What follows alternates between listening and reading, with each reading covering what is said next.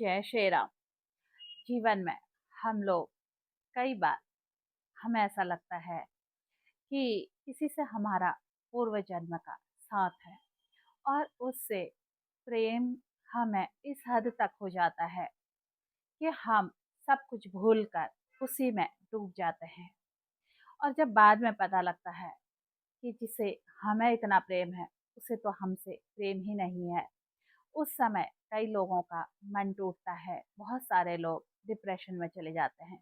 ये जो एक तरफा प्रेम है ना, अगर सही बताऊं, ये ईश्वर का दिया हुआ सबसे बड़ा उपहार है। क्यों? क्योंकि ये हमें उस हद तक प्रेम करना सिखाता है।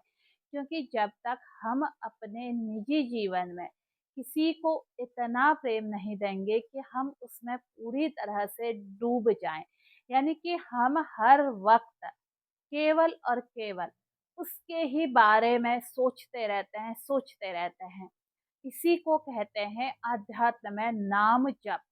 जब हमारी सांसों में ना सिर्फ और सिर्फ एक ही व्यक्ति का ख्याल, एक ही व्यक्ति का नाम आ जाता है, तो ये ईश्वर की सबसे बड़ी उपलब्धि हमारे जीवन में होती है। इसका सीधा सा मतलब है, ईश्वर ने अब आपको अपनी भक्ति के लिए चुन लिया है। इसलिए वो जो आप ना किसी को इतने सात्विक मन से प्रेम करते हैं और वो फिर भी आपकी तरफ नहीं मुड़ते हैं, इसका क्या अर्थ है? इसका अर्थ है ईश्वर ने आपके जीवन में एक बहुत सुंदर उपहार तैयार कर दिया। अब आप आध्यात्म में ईश्वर के नाम जप के लिए तैयार हो चुके हैं। आप ना थोड़ा सा अपना मन उस व्यक्ति से हटाकर केवल अपने इष्ट की तरफ लगाइए। आप देखिएगा कि कैसे आपका ध्यान बहुत जल्दी लगने लग जाता है। जितने लोग एक तरफा प्रेम में टूटते हैं और उन्होंने बहुत ही शिद्दत से उस व्यक्ति को चाहा होता है, वो लोग जब आध्यात्म में उतरते हैं ना, तो बहुत ही श्रेष्ठ स्तर पर उनका आध्यात्म पहुंचता है। तो आपको एक बात बताऊं, तुलसीदास जी ने माता रत्नावली को ऐसा प्रेम किया था कि माता रत्नावली की एक फटकार पड़ी और उन्होंने रामचरित जैसा ग्रंथ लिख दिया और प्रभु राम का नाम उनके श्वासों में चलने लगा। ऐसा प्रेम अगर आपको किसी से हो जाता है और वो व्यक्ति आपको इग्नोर करता है, नहीं मिलता है, तो आप विनती करें, प्रभु को धन्यवाद दें कि प्रभु आपने मुझे ये सौभाग्य दिया। मेरे अंदर इतना प्रेम था, मुझे पता नहीं था। मैं किसी के लिए हर समय जितनी मेरी सांसें हैं उतनी बार उसको याद कर सकती हूँ या कर सकता हूँ। तो इसका मतलब है कि मैं आपके नाम का सुमिरन भी ऐसे ही कर सकती हूँ। ये बहुत बड़ा दिया उपहार है। इसलिए जब भी आपको कोई इनकार कर देता है, कोई इग्नोर कर देता है, कोई आपके प्रेम को स्वीकार नहीं करता है, आप उस समय प्रभु को धन्यवाद दें और प्रभु से कहें, अब मुझे सिर्फ और सिर्फ अपनी भक्ति से जोड़ कर रखो। इस सांसारिक दुनिया में अब मैं नहीं भटकना चाहती हूँ या नहीं भटकना चाहता हूँ, क्योंकि जीवन का सर्वोत्तम जो हमारा रास्ता है, जो हमारा मार्ग है, वो इष्ट के द्वारा दिया गया प्रेम है। और इष्ट उसके ही जीवन में एक तरफा प्रेम देता है जिसको उसने अपनी गोदी में रखना होता है, और वो इस हद तक उससे प्रेम करवाता है कि जब वो वापस लौट कर आए तो उसी तरह वो अपने इष्ट का भी नाम जप करे और अपने इष्ट में इस तरह से डूब जाए जिस तरह से अभी तक वो उस प्रेम में डूबा हुआ था।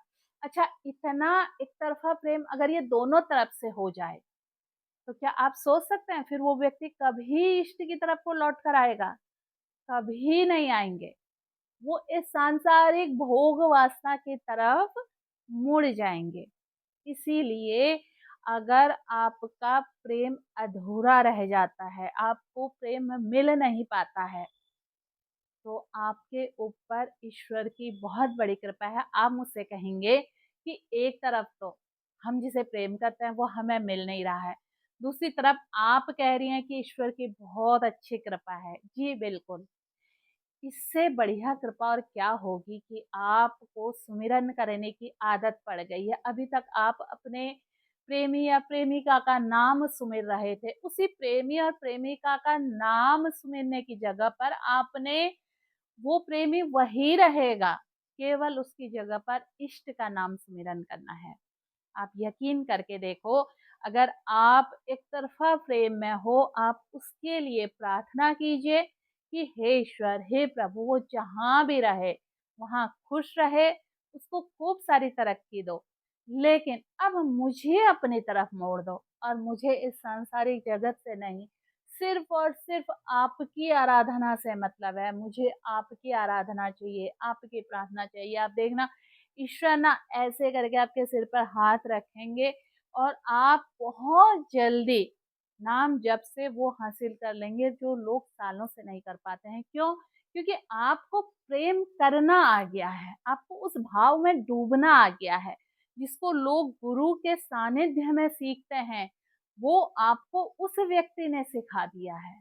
ये है नाम जप की महिमा। तो अगर इस तरह का है तो आप मुझे कमेंट के माध्यम से अवश्य बताइएगा, क्या आपको भी कभी एक तरफ़ा प्रेम हुआ है? हुआ है तो आप इसमें लिखिए और अपने इष्ट का नाम लिखिए, क्योंकि एक तरफ़ा प्रेम जो है ना, वो पंचम भाव के साथ-साथ उसमें किसकी उपस्थिति है? उसमें द्वादश भाव की उपस्थिति भी है और पंचम से जो द्वादश है ना, पंचम और द्वादश भाव का आपस में षडाष्टक संबंध है, ये तभी होता है। फिर मिलती हूँ आपको एक नई वीडियो में नई जानकारी के साथ। जय श्री